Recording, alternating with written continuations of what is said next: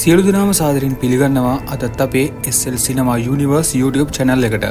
ඉතින් අද මම ගෙනල්ලා තියෙන්නේ 2014 ඉදිරි රිලීස් වුණු ජෙසබෙල් කියන සුපිරි හොරර් මූවි එක. ඉතින් මේ මූවි එක IMDb අගය 10න් 5.4ක් ගන්න සමත් වෙලා තියෙනවා. ඉතින් මූවි එක බලන්න යන කලින් ඔයාලට මතක් කරනවා වීඩියෝ එකට ලයික් එකක් දාගෙන අපේ channel එක subscribe කරපු නැති කට්ටිය දැන්ම subscribe කරගෙන ඊට එහා පැත්තෙන් තියෙන bell notification button එකත් all දාලා තියාගන්න අමතක කරන්න එපා. එන අපි යමු අද මූවි එකේ මොකක්ද වුණේ කියලා බලන්න.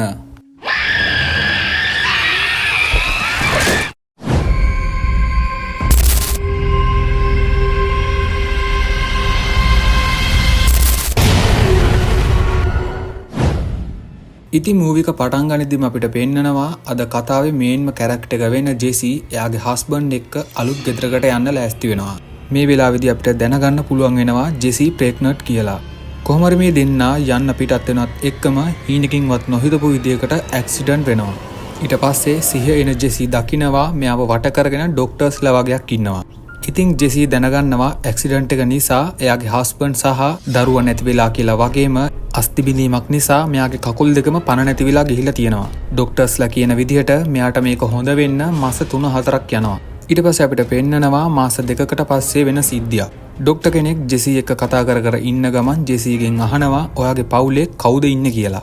ජෙසි කියනවා මම පොඩි කාලේ මගේ අම්මා පිළිකාවක් නිසා නැති වුණා. ඊට පස්සේ මගේ තාත්තා නැන්දට මාව බලා ගන්න දීලා තිනවා කියලා. ඒ වගේම මම අවුරුදු ගානකින් මගේ තාත්තව දැකලවත් නැහැ කියලා. ඉතින් ඩොක්ටර් ජෙසිට කියනවා ඔයාගේ තාත්තට කෝල් කරලා කියන්න කියලා ඔයාව එක්කගෙන යන්න ඉන්න කියලා. ඉතින් ජෙසි යාගේ තාත්තට කෝල් කරනවා. පහුදා උදේම ජෙසිගේ තාත්තා වන ලියොන් ඇවිත් ජෙසිව එක්කගෙන යනවා. මේ දෙන්න එන්නේ ලියොන් සහ ජෙසිගේ අම්මා ජීවත් වුණ ගෙදරට. ඉතින් මේ ගෙදරට ආවට පස්සේ තමයි ජෙසිට ගොඩක් භයානක දේවල් වලට මුහුණ දෙන්න සිද්ධ වෙන්නේ. ඉතින් ලියොන් ජෙසිව වීල් චෙයාර් එකක දාගෙන ගේ ඇතුළට එක්කගෙන යනවා. මේ දෙන්නා ගොඩ කාලෙකින් හම්බ වුණ නිසා ටිකක් කතා කරගෙන ඉන්නවා වගේම ලියොන් ජෙසිව එක්කගෙන යනවා ජෙසිගේ අම්මා ජීවත් වෙලා හිටපු කාලේ හිටිය කාමරේට. ඉතින් ලියොන් ජෙසිට කියනවා ඔයාට අද ඉඳන් මේ කාමරේ තමයි ඉන්න වෙන්නේ කියලා. කොහොම හරි ලියොන් ජෙසිගේ බඩු ටිකක් ජෙසිට දීලා මෙතනින් යන්න පිටත් වෙනවා. ටික වෙලාවක් යද්දී රෑ වෙන නිසා ඇඟේ අමාරුවටත් එක්ක නිදා ගන්න යන ජෙසිට අමුතු සද්දයක් ඇහිලා ඇහැරෙනවා. මේ වෙලාවේදී ජෙසි දකිනවා කර්ටන් එකට එහයින් වීල් චෙයාර් එකේ වාඩි වෙලා ඉන්න අద్భుත ඡායාවක්. ඉතින් කර්ටන් එක ඇරලා බලන ජෙසි දකිනවා එයා කලින් දැකපු අద్భుත ඡායාව එතන නැහැ කියලා. ඉතින් මේක මෙයාගේ හිතේ බැඳුණු දෙයක් කියලා හිතන ජෙසි ආපහු නිදා ගන්නවා.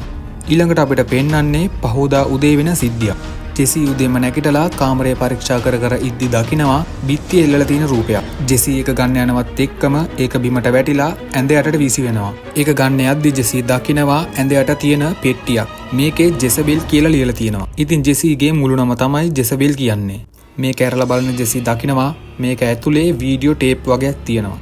මේ තියෙන්නේ ජෙසිගේ අම්මා විසින් ජෙසිට තියපු වීඩියෝ පණිවිඩ. ඉතින් ජෙසි මේ වීඩියෝ රෙකෝඩ් ටික බලන්න පටන් ගන්නවා. මේ තියෙන්නේ ජෙසිගේ අම්මා විසින් 1988 මාර්තු 14 වෙනිදා කරපු වීඩියෝ එකක්. හරියටම කිව්වොත් මේ දවස් වෙද්දී ජෙසිගේ අම්මට ජෙසිව හම්බ වෙන්න ඇවිත් මාස 7යි. මේ වීඩියෝ එකේ අපිට පෙන්නනවා ජෙසිගේ අම්මගේ අතේ බ්‍රේස්ලට් එකක් තියෙනවා වගේම ඒක මේ වෙනකොට තියෙන්නේ ජෙසි ළඟ කියලා. ඉතින් ජෙසිගේ අම්මා කාඩ් වගේක් භාවිතා කරලා ජෙසිගේ අනාගතය ගැන කියන්න පටන් ගන්නවා.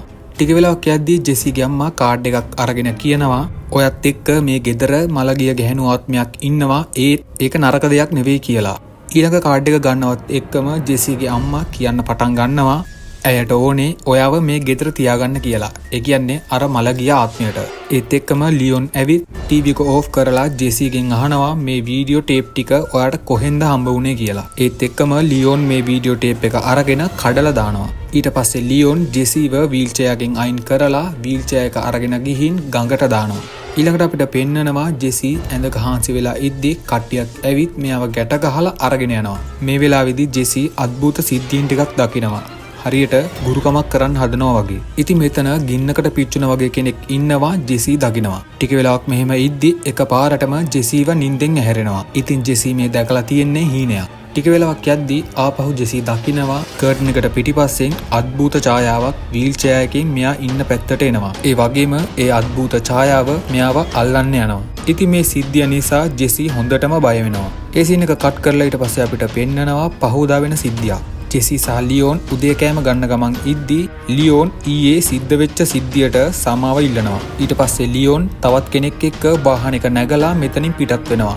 ඉතින් මේ වෙලාවේදී ජෙසි ගඟ දිහා බලාගෙන ඉද්දී දකිනවා කැලෑව පැත්තෙන් අමුතු එළියක්. ඊට පස්සේ ජෙසි ආපහු අර වීඩියෝ ටේප් ටික බලන්න පටන් ගන්නවා. මේ වීඩියෝ එකේදී ජෙසිගේ අම්මා කියනවා අපි අන්තිමට අර කාඩ් සෙල්ලම කරලා දැන් සති 3ක් වෙනවා. මෙතන අద్భుත දේවල් වලින් පිරීලා මම මෝසෙස්ගෙන් මේ දේවල් ගැන ඇහුවා කියලා. ඉතින් මෝසෙස් කියන්නේ මේ පළාතේ ජේරි කියන කලපුගාව තියෙන පල්ලියේ ඉන්න ජෙසිගේ අම්මගේ යාළුවෙක්. ඉතින් මෝසෙස් ගැන ජෙසිගේ තාත්තා වන ලියෝන් දන්නේ නැහැ කියලා තමයි ජෙසිගේ අම්මා කියන්නේ. ඉතින් මේ මෝසෙස් කියන පුද්ගලයා තමයි ජෙසිගේ අම්මට අර කාඩ් සෙල්ලම කරන විදිය ගැන උගන්වලා තියෙන්නේ. කොහොම හරි ජෙසිගේ අම්මා කාඩ් වලින් ජෙසි ගැන බලපු සිද්ධිය මෝසෙස්ට කියලා තියෙනවා. ඒත් මෝසෙස් කියලා තියෙනවා එතන මොකක් හරි දෙයක් තියෙනවා මලගිය ගැහණු ආත්ම දෙකක් ගේ ඇතුලේ ඉන්නවා කියලා. ඒ වගේම ජෙසිගේ අම්මා අහනවා ඔයාට රැට නරක හිණ පේනවා නේද? ඔයා මේ මලගේ ආත්මය දකිනකොට ඒ ආත්මය ඉන්නේ දුකටපත් වෙලා නේද කියලා. ඊට පස්සේ කියනවා ඔයාට හරි ඔයා දන්න කෙනෙක්ට හරි මොකක් හරි අනතුරක් වුණා නේද කියලා. ඊට පස්සේ ජෙසිගේ අම්මා ආපහු අර කාඩ් සෙල්ලම කරන්න පටන් ගන්නවා. පළවෙනි කාඩ් එක ගන්න ජෙසිගේ අම්මා කියනවා මේකේ නම් කිසි අවුලක් පේන්න නැහැ කියලා. ඒත් දෙවෙනි කාඩ් එක ගන්නවත් එක්කම ජෙසිගේ අම්මා බය වෙනවා. මොකද දෙවෙනි කාඩ් එකේ තියෙන්නේ යම්කිසි කෙනෙක්ගේ මරණයක් ගැන. ඒත් එක්කම වීඩියෝ එක කට් වෙනවා. ඊට පස්සේ ඇඳට වෙලා ඉන්න ජෙසිට වහලෙන් ලොකු සද්දයක් ඇහෙනවා. ඒ වගේම මෙතනට ජෙසිව බලා ගන්න නර්ස් කෙනෙකුත් එනවා. ඊට පස්සේ මේ ආපු නර්ස් ජෙසිව බාත් ටබ් එකෙන් තියලා යනවත් එක්කම මෙතන ටිකෙන් ටික අඳුර වෙන්න පටන් ගන්නවා. ටික වෙලාවක් යද්දී මෙතන දොරත් වැහෙනවා වගේම බාත් ටබ් එකේ වතුර ටිකෙන් ටික ලේ පාටට හැරෙන්න පටන් ගන්නවා. ඉතින් අපිට පේනවා අර මලගිය ගැහණු ආත්මය මෙතනට ඇවිත් ජෙසිගේ අතේ තියෙන බ්‍රේස්ලට් එක ගන්න යනවත් එක්කම මලගිය ආත්මය විසින් ජෙසිව බය කරලා බාත් ටබ් එක ඇතුළට ඇදලා ගන්න හදනවා.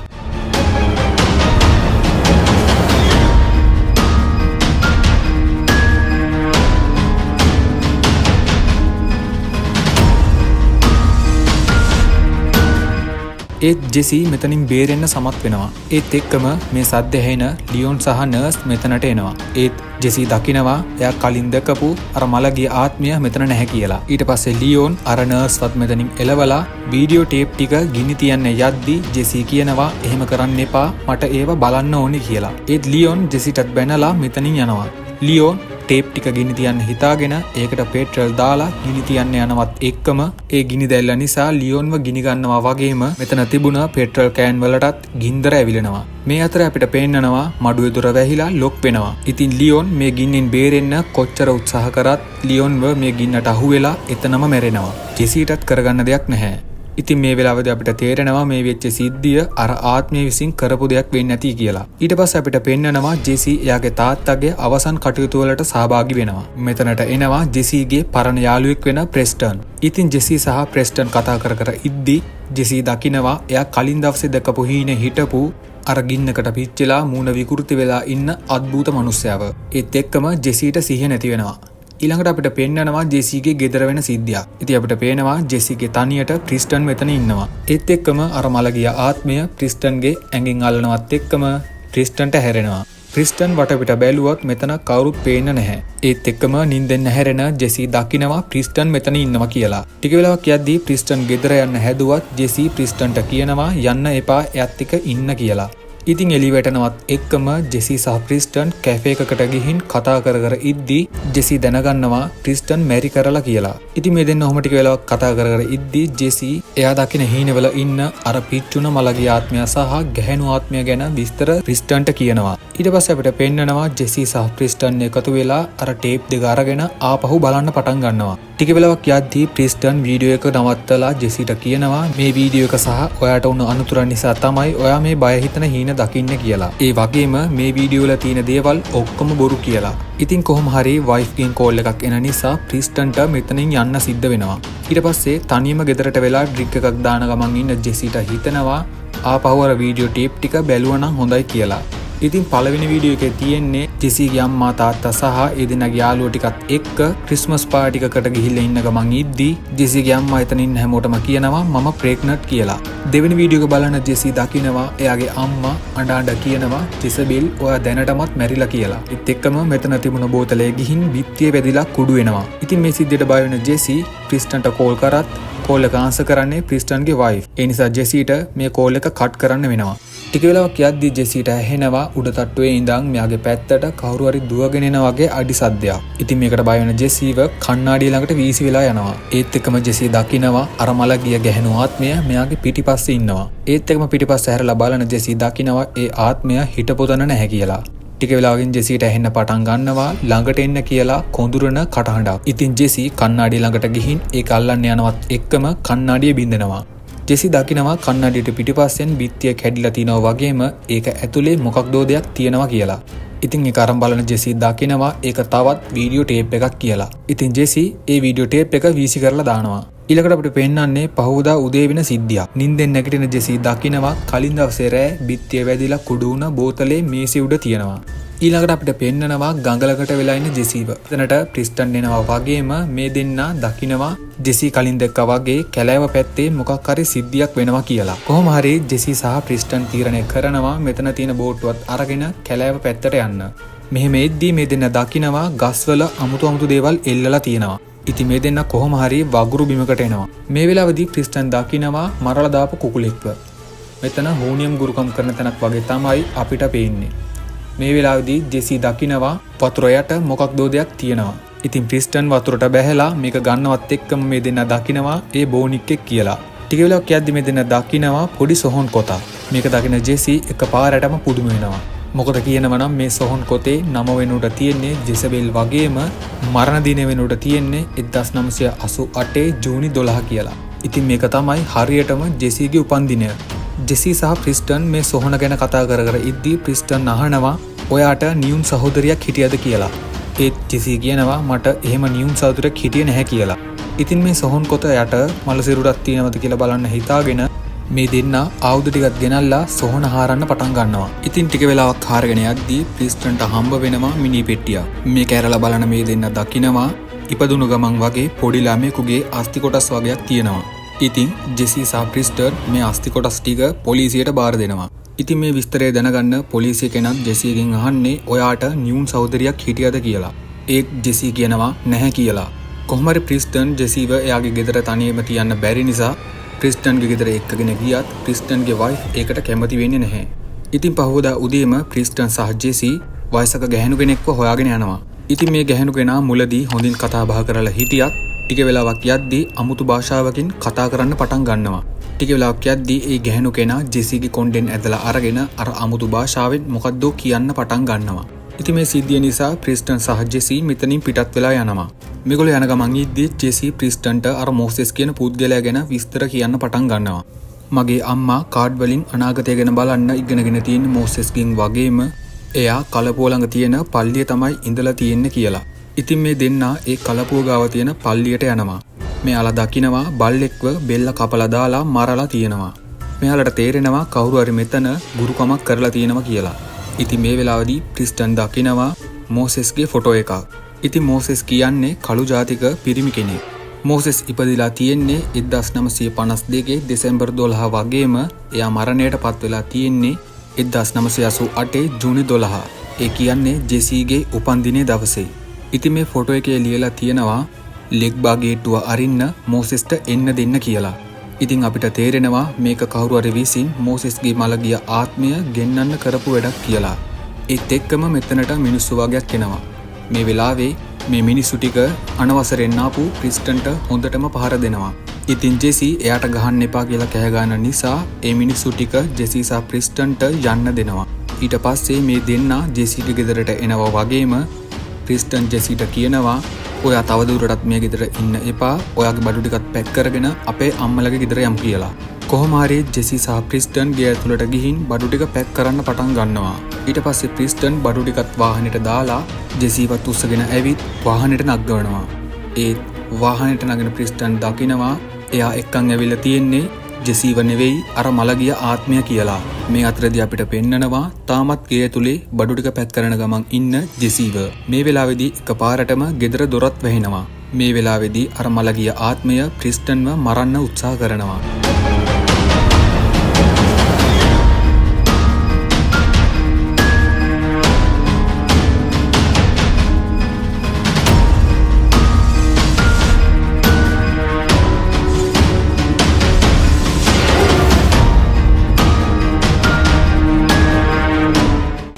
ඒත් මේ සද්ද නිසා මෙතනට එන ජෙසී දකිනවා හොඳටම අමාරුවෙන් බිම වැටිලා ඉන්න ක්‍රිස්ටන්ව. ටික වෙලාවකින් ඇම්බියුලන්ස් එක ඇවිත් ක්‍රිස්ටන්ව අරන් යනවා වගේම පොලිසිය කෙනෙක් මෙතනට ඇවිත් ජෙසීට කියනවා ක්‍රිස්ටන්ට අවුලක් නැහැ එයා කම්පන වෙලා ඉන්නේ කියලා. ඒත් එක්කම මෙයා කියනවා අර අපිට හම්බ වුණ පොඩි ළමයාගේ අස්ථි කොටස් ටික අපි පරීක්ෂා කරලා බැලුවා ඒ පොඩි ගැහණු දරුවෙක් කියලා. ඒ වගේම එයා ඉපදිලා වැඩි කාලයක් නොගිහින් කවුරු හරි එයාව ඝාතනය කරලා තිනවා කියලා. මේ වෙලාවේදී ජෙසීට තේරෙනවා මේ පොඩි ළමයා තමයි තරුණ ගැහණු කෙනෙක්ගේ රූපයෙන් මේ ගෙදර ඉන්නේ කියලා.